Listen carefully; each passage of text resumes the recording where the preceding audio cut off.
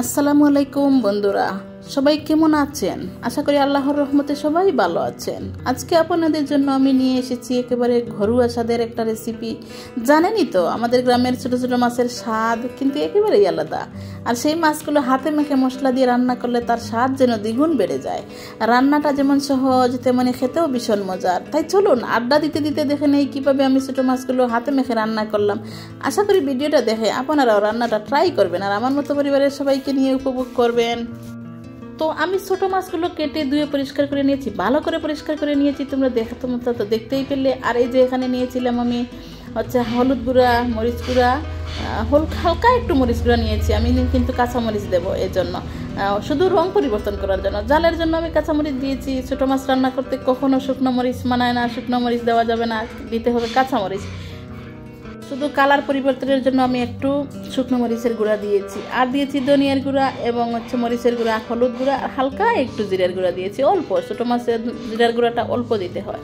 এখন তো আমি দেখতেই পাচ্ছ আমি ফালি করে রাখা আমার কাঁচামরিচ দিলাম, কুচি করে রাখা পেঁয়াজ এবং কুচি করে রাখা কাঁচামরিচ দিয়ে আমি এবার একটু লবণ দিয়ে ভালো করে মেখে, পেঁয়াজ, রসুন, কাঁচামরিচ সব আমি মেখে নেব, খুব ভালো করে মেখে নেব।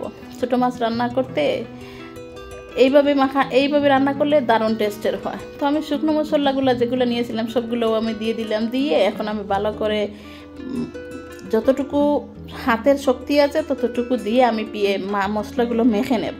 এখানেই আমি নরম করে ফেলবো মশলাটা। আমি ছোটো মাছ কখনো বাগার দিয়ে রান্না করি না, আমি এইভাবে রান্না করি। এই পর্যায়ে এসে আমি কি করব, এর মধ্যে আমি আমার তেলও দিয়ে দেব। এই পর্যায়ে তেল দেওয়ার আগে আমি আলু দিয়ে দেব এবং মাছও দিয়ে দেব। দিয়ে এখানেই আমি মেখে ফেলবো। এই যে আমি কুচি করে রাখা আলুগুলোও দিয়ে দিলাম, আবার মাছও দিয়ে দেব। দিয়ে সবগুলো আমি ভালো করে মিশিয়ে মশলার সাথে অ্যাড করে নেব। আর তারপরে আবার তেলও এই জায়গায় দিয়ে দেবো আমি। তোমরা যদি মনে হয়, তোমাদেরকে যদি পছন্দ হয়, তোমাদের যদি ভালো লাগে, তোমরা এরকম রান্না করে খেয়ে দেখতে পারো, অনেক টেস্টি হয়। আর ছোটো মাছটা সাধারণত কষিয়ে রান্না করার পর অত বেশি টেস্টি হয় না, ছোটো মাছ নষ্ট হয়ে যায়, অত বেশি স্বাদ লাগে না।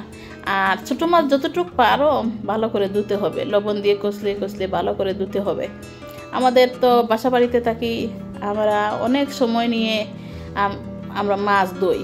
যারা আমরা বাসা বাড়িতে না থাকি, বাড়িতে থাকি, তাদের পুকুর আছে, পুকুরের ঘাট আছে, তখন আমরা পুকুরে নিয়ে অনেক সুন্দর করে ধুয়ে আনতে পারি। কিন্তু আমরা যারা বাসা বাড়িতে থাকি আমাদের তো সেই ব্যবস্থা নেই। আমরা ঘরেই সুন্দর করে লবণ দিয়ে মেখে আলতো হাতে আমরা ছোটো মাছগুলো ধুয়ে নিই। এবার আমি তেলটাও দিয়ে দেবো। আর বাকি সবগুলো মশলা আমার দেওয়া হয়ে গেছে এবং আমি ভালো করে মাছ, মশলা, সবজি সবগুলো মিশিয়ে নিয়েছি। এই পর্যায়ে তোমাদের ঘরে যদি থাকে টমেটো, তাহলে তোমরা 2টা টমেটো ফালি করে দিয়ে দিতে পারো। আমার ঘরে টমেটো ছিল না, অনেক দাম টমেটোর, তাই আমার ঘরে টমেটো নাই, আমি টমেটো দিতে পারি নাই।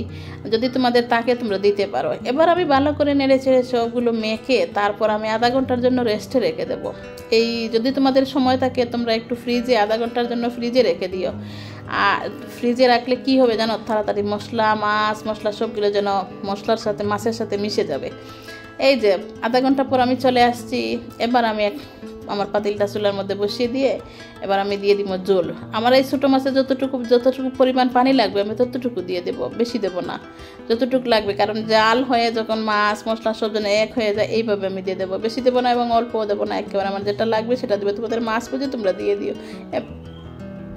এবার একটু নেড়ে ছেড়ে আমি ঢাকনা দিয়ে ডেকে চুলাটা জ্বালিয়ে দেবো। এবার আমি ঢাকনা দিয়ে ডেকে রেখে দেবো। তো বন্ধুরা দেখলেন তো কেমন করে একদম ঘরোয়া স্টাইলে হাতে মেখে ছোটো মাছ রান্না করলাম। আশা করি আপনাদেরও আমার মতো ভালো লেগেছে।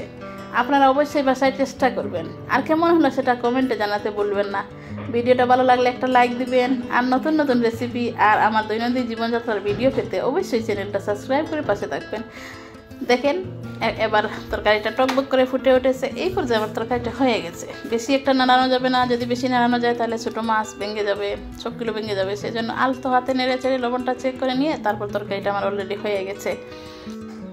ভালো থাকবেন, সুস্থ থাকবেন। আবারও নতুন ভিডিও নিয়ে তোমাদের সাথে আবার হাজির হব ইনশাআল্লাহ। এ পর্যন্ত আল্লাহ হাফেজ, আসসালামু আলাইকুম।